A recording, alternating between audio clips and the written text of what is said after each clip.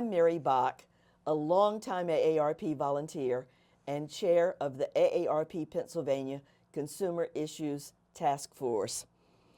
AARP stands ready to be the wise friend and fierce defender on frauds and scams through education and advocacy. I'm so very glad you've joined us as we share a true story of someone who is a survivor of a romance scam. Kate Kleinert was victimized by a scammer criminal, and she is now a warrior hoping to educate others about what happened to her so it won't happen to them. Tell us your story, Kate. We are so glad to have you with us today.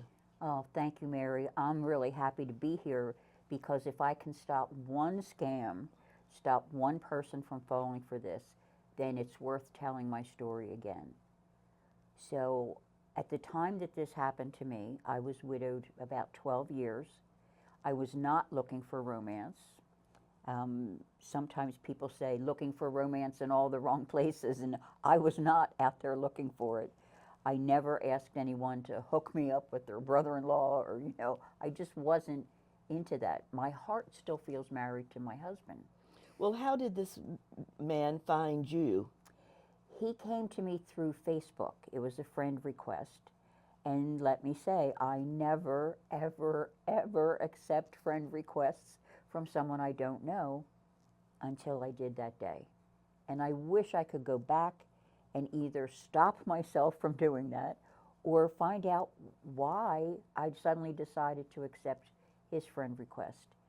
But he sent two pictures, which were very handsome a man dressed as a doctor, one in a white coat, one in a set of scrubs. So I assumed he was not only a doctor but a surgeon, and just so handsome. And he had read my profile and liked the same things I did, gardening, reading, dogs, what have you, and wanted to get to know me better.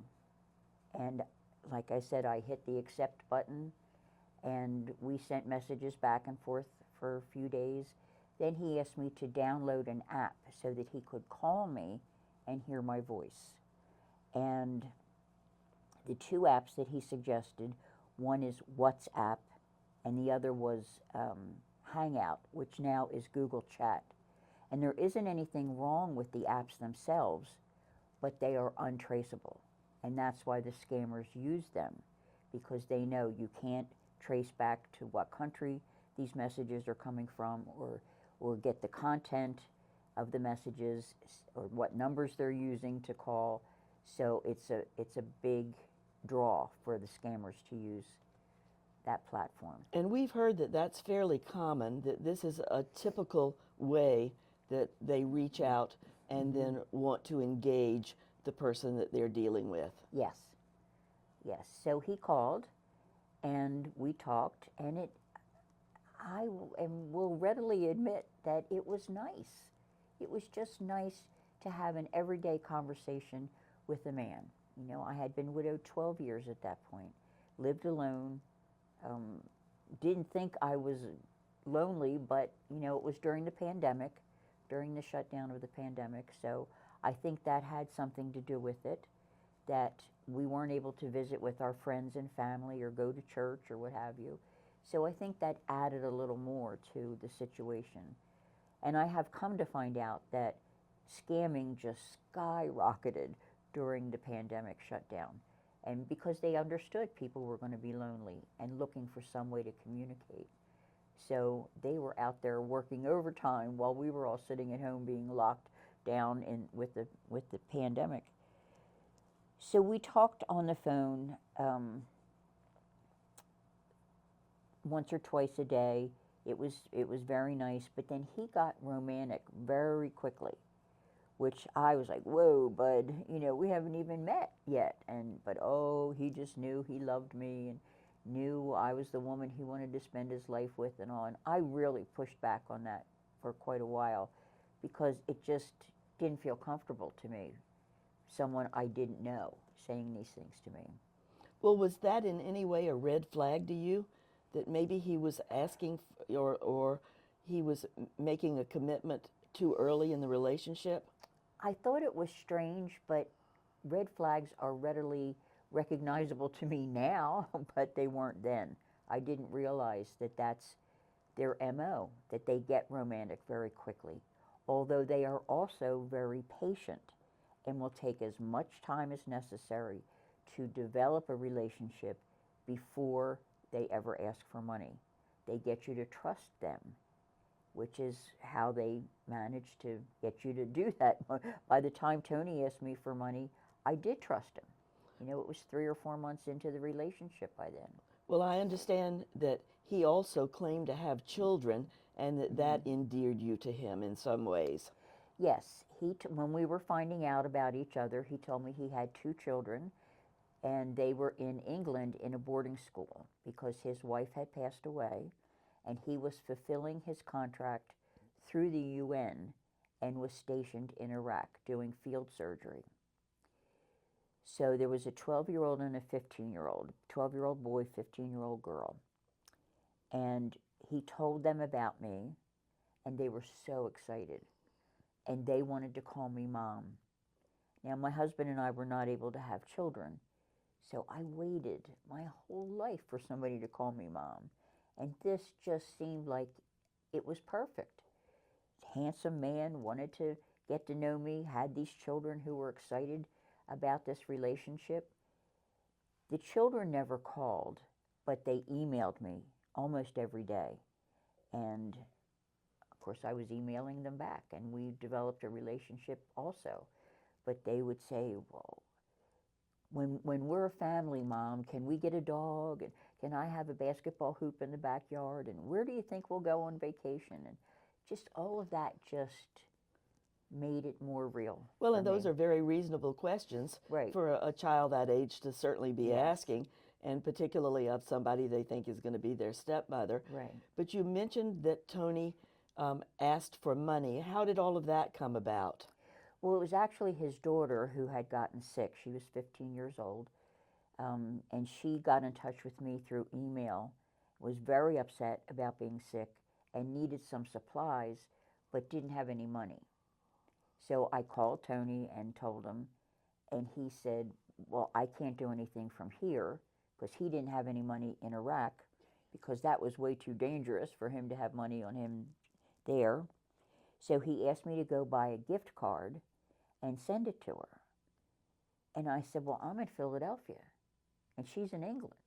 You know, it's going to take weeks before it gets there. Oh, no. You take a picture of the front and the back of the card and you send her the pictures. And I said, well, you can't do that in this country. You know, you can't walk into a store and say, I'll buy those pearl earrings and here's a picture of how I'm going to pay for it. Sure. You know, you'd be escorted out the door in no time. But he assured me it would work.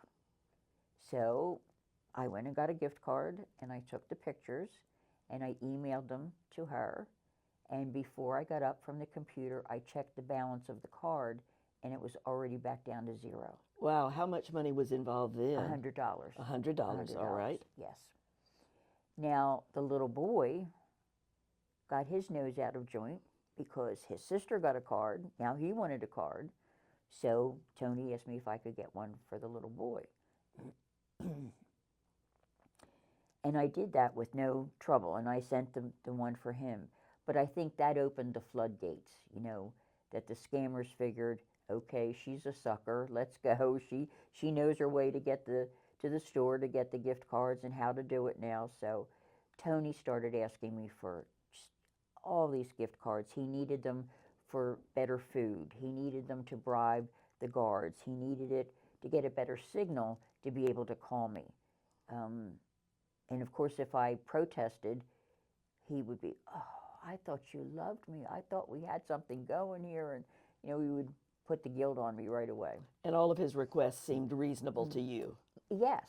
I mean, I've never been to Iraq. I don't know how the food is. So if he wanted better food, you know, it sounded reasonable to me.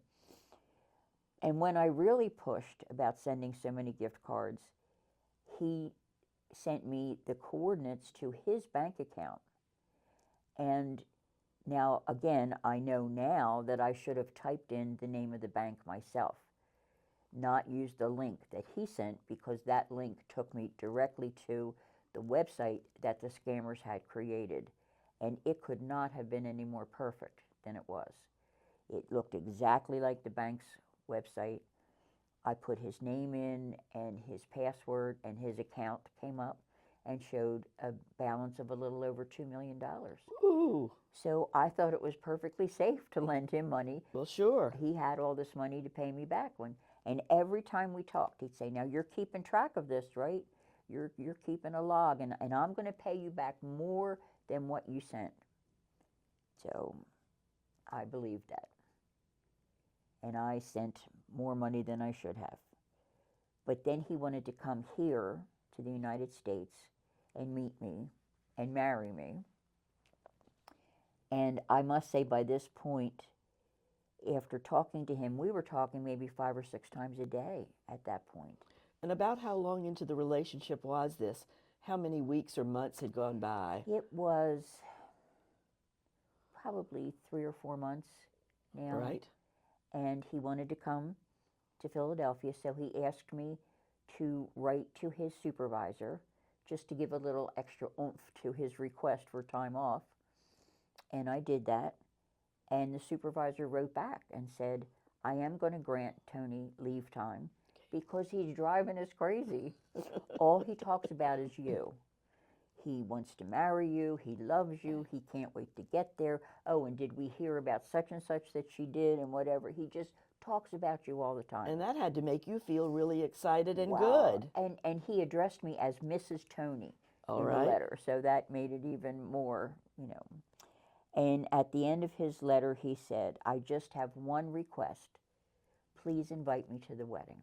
Oh, my. So it just seemed so real, But of course, now Tony needed airfare to come over here, and I provided that.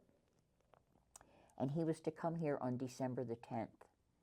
And I lived right outside of Philadelphia at that point, just 2 miles from the airport. So we had this plan that when he got off the plane, he would call me. And by the time he got through the baggage check, I would be there at the door waiting for him. So December 10th came, and I spent all day getting ready. It was like senior citizens prom day, I tried on every dress I had, I think. Fixed my hair, did my nails, redid my nails. I can just imagine. I just was so excited. 10 o'clock came. Now, I had 6 hospice dogs at that time. And I'm like a nut. I'm sitting in the living room talking to them saying, "He's going to be here any minute, and this is great." 11 o'clock came, and I thought, well, you don't always get right off the plane. Sometimes you have to sit out on the runway before your plane can come in. Sure, and he would have to go through customs. And then go through customs, and then go to get his bag and what have you. So it didn't seem unreasonable to me. 12 o'clock, now I'm beginning to think something has happened. And this was supposedly a UN flight. So I didn't have an airline or flight number to call and check and see if something had happened. Okay. But even at that point, I did not give any consideration to the fact that it might have been a scam. I thought something happened to him. He missed the plane, or the plane was delayed somehow, or whatever. 1 o'clock, 2 o'clock, I'm walking up and down the living room like, okay, where is he? I think I fell asleep around 4. And at 8 a.m., the phone rang, and of course I jumped, and it was a man who said he was Tony's lawyer, and that Tony had been arrested at the airport. Oh, my. When he went to get his bag off of the carousel. All right. That the drug-sniffing dog had indicated there were drugs in that bag. Not my Tony, Again, I'm so stubborn. I thought it wouldn't have been Tony. He was coming from Iraq. There's drug troubles over there. Anybody could have put drugs into his bag. But now the lawyer said, we need to bail him out of there. So we need $20,000. My. Well, all I could do was cry because I had, at that point, sent Tony everything I had, my savings, my 401k, the rest of my husband's life insurance. Everything was gone. And I'm waiting for him to get here and repay me. Surely. So I didn't have $20, let alone 20,000. And the lawyer really pushed. He really bullied me about this. And I kept trying to tell him, it doesn't matter what you say. I can't get blood out of a stone. If I don't have it, I don't have it. And I have no way of getting it. Right. You know? So he said, well, you'll have to sell your life insurance policy. Well, I'm very glad I didn't do that.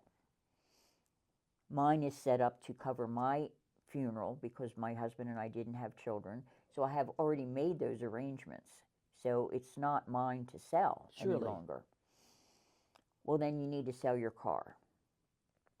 Well, try and explain to someone who's not in this country about leasing a car, you know, that it's not, I don't own the car. Exactly. I can't sell it. He obviously didn't understand some of the business acumen, yes. Right. So the third way was to remortgage my house. Oh, my. And I said, well, I've never done that, but I know you can't do that in a space of a couple of hours, you know. Sure. It's several months. There's lots of paperwork and what have you. So how is that going to help, you know? Well, you'll have to go to your family. Well, I didn't want to do that. I have 3 wonderful sisters, and we are very close. When one of us cries, the other 3 taste salt. We are just that close. However, I would not want to call any of them and say, guess what? I'm engaged. You haven't met him yet. I haven't met him yet either, so he's here, but he's in jail, and I need $20,000, so what do you say? Well, had you even told your sisters about him at this point? So no, this was all a big secret. Yes. Yes, because, again, the pandemic, we were not going to be together on Christmas Day, but we had planned a Zoom meeting, and I wanted to be on the Zoom when we first started myself and say, guess what Santa Claus brought me for Christmas? And then Tony was going to come sit down next to me, and we were going to make this announcement. And a big surprise for the family. Yes. Yes. Yes. So I was holding on to that surprise, you know. So the lawyer kept pushing and pushing, and I said, well, listen, before we do anything, put me on the visitors list. If he's in Philadelphia and I'm 2 miles away, let me go meet him, you know. Oh, no, only the lawyer can get in. And that was really when I could no longer ignore the signs that I had to face up to this being a scam, because I knew that wasn't true. And I kept pushing and pushing, and this was over a space of like a week or so. We've got to get him out. You've got to find this money. It's like, there's no place to get $20,000, you know. Well, had Tony contacted you during this period at all? Well, when the lawyer was not successful, then Tony called me. And he started calling me several times a day. And I said, how are you allowed to make all these phone calls when you're in jail? I'm a doctor. And I said, take a look around, bud. There's more than you, doctors, in that jail, you know, I'm sure. Well, I'm connected to the UN. They have to give me privileges. Well, I knew that wasn't true either, you know. So the fact that he was calling me so many times, and he asked me for a gift card so that he could get better food in jail. Good luck with that, you know. So I knew at that point I could not ignore it any longer. I did go back to the lawyer, and I thought using the $20,000 as a bargaining chip to get me on the visitors list. You know, I was going to push for that. And when I really pushed, he said, oh, Tony's been transferred. Oh, my. I said, transferred where? Oklahoma. I knew then he had not done his homework, because who would be in jail in Philadelphia and get transferred to Oklahoma? That made no sense. Yes. So I did chuckle at that, but I had to face the fact that all of this was not real. Well, now, at this time, About how much money do you think you had sent to Tony or to the children, to his children? I know exactly how much I sent. It was $39,000. Oh, Kate. And I wiped myself out. I had nothing. Nothing. I couldn't go to the ATM and get $10 out. There was nothing left. Nothing.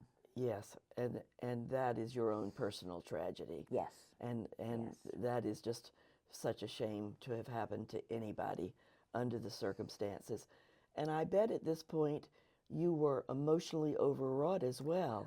Well, the financial loss was devastating. Surely. It was very difficult. I was not used to. I certainly never had an excess of money, but there was always something there that I could get $10 out of the ATM or whatever, you know. Right.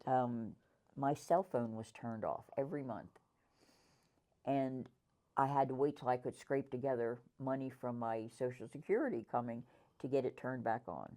I never lived like that before. Certainly. So the devastation financially was tough, but the heartache, it took me a long time to open myself up to this relationship. But once I did, you know, I really felt like I loved him and wanted to get married and wanted to be a family with the children and what have you. I bought those kids Christmas presents, Yes. you know, and finding out it wasn't real just broke my heart. And I cried for days. And the fact that I had not told anyone meant that I sat and cried all by myself. Exactly. Yeah. And what actually brought you to AARP?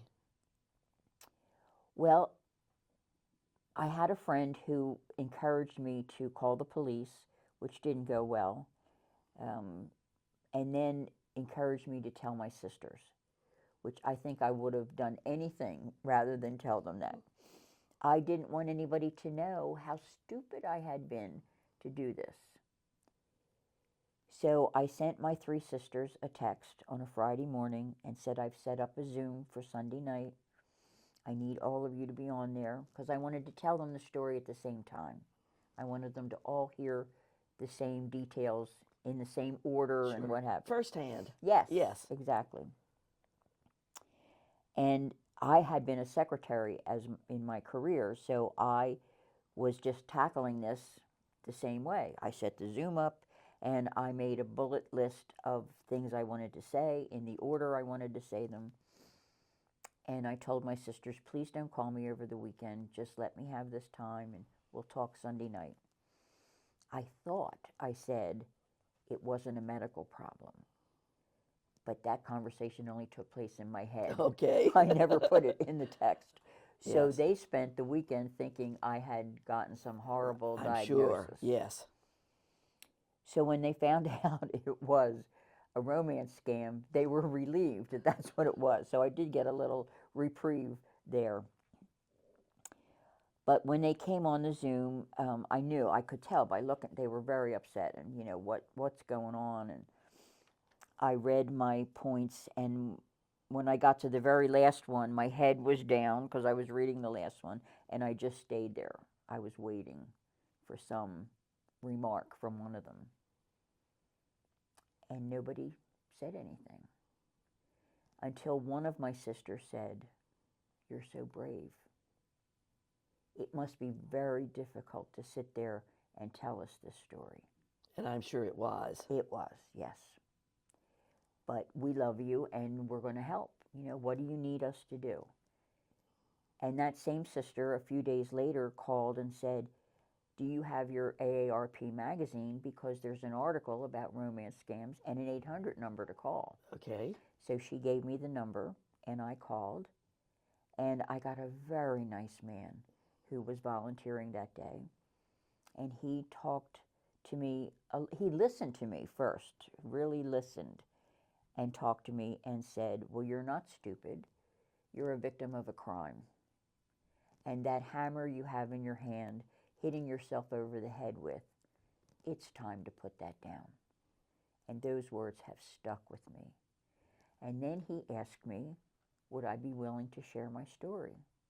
Absolutely, and here you are. And here I am.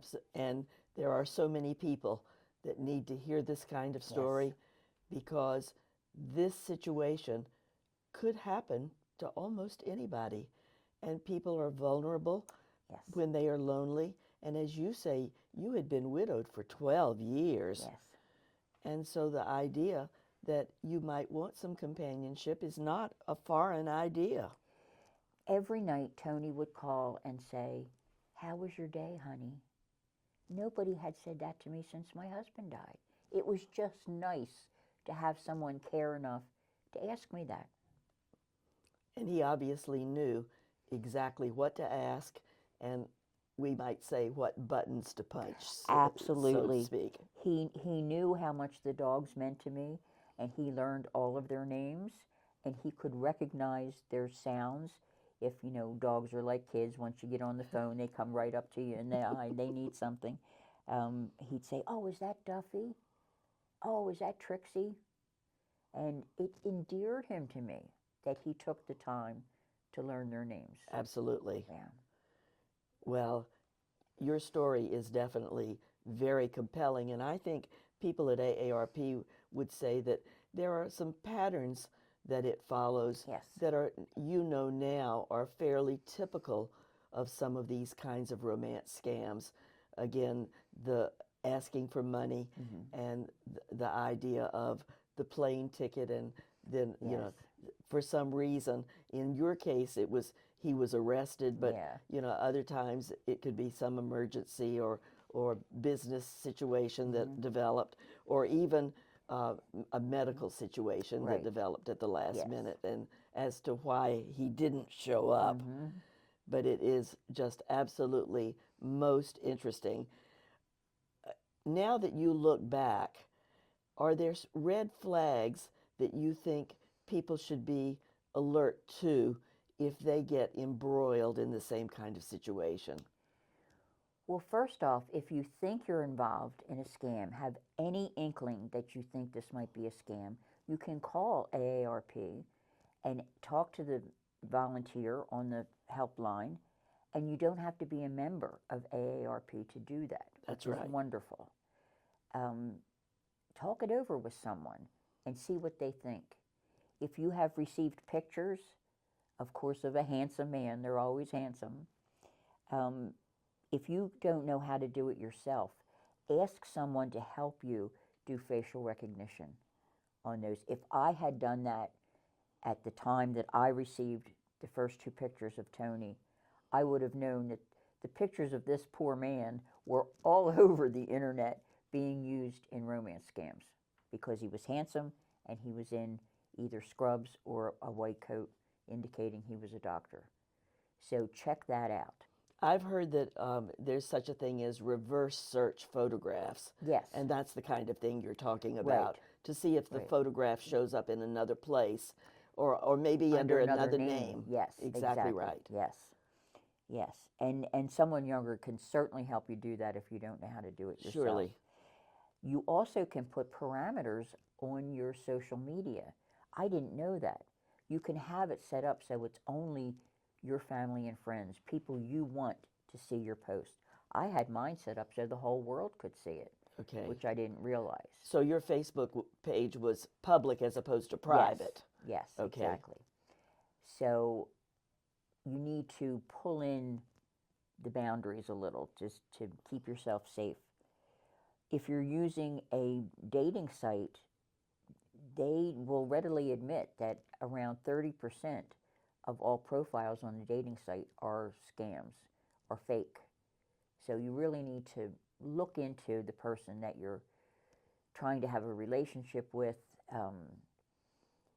The way these guys, the scammers, do it from overseas is they try to get right away, try to get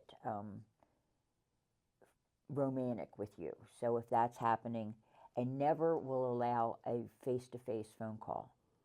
You know, he told me it was too dangerous because he was in Iraq. Okay. Have you ever seen Tony now that some time has passed? I have now, and he certainly isn't that handsome man in the pictures that I received.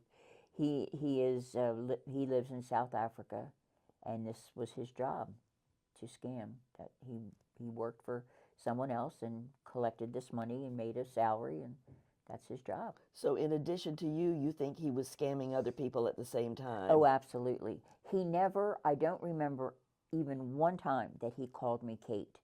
It was always honey, sweetheart, babe, whatever. And that's so he didn't have to keep names straight, that he wouldn't be calling me Joanne or something, you know, Right. while Joanne was being called Kate, because he just called these people all day long. That was what he did for a living. Yeah. Well, Kate, it is just most interesting, and to hear you tell it, we just appreciate your candor and your willingness to share what has actually happened to you in trying to alert others Yes. so it won't happen to them. We appreciate your time today, and we hope that people will learn from your situation. No one is immune to this. No one. So please be on the lookout. And at AARP, we always like to say, if you can spot a scam, you can stop a scam. Yes. Thank you so much. Thank you for having me. And we thank everybody for watching and listening. We hope you found Kate's story to be interesting. Thank you all. Thanks for tuning in to AARP Pennsylvania's Fraud Busters segment. If you enjoyed today's episode, don't forget to like, comment, and subscribe to our channel. Be sure to check the video description for helpful resources on the topics we discussed today. Stay vigilant, stay informed, and we'll see you next time.